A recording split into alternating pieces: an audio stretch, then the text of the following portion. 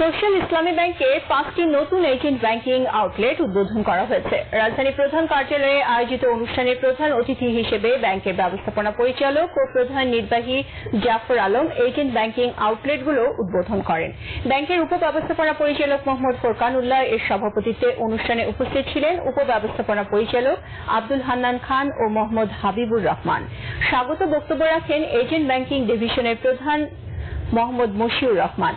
অন্যান্যের মধ্যে উপস্থিত ছিলেন ব্যাংকের ব্রাঞ্চেস কন্ট্রোল ডিভিশনের প্রধান জয়নাল আবেদিন এবং শরিয়া সুপারভাইজারি কমিটি সেক্রেটারিয়েটের মুরাক্কিব সৈয়দ জয়নুল আবেদিন সহ ঊর্ধ্বতন নির্বাহীবৃন্দ।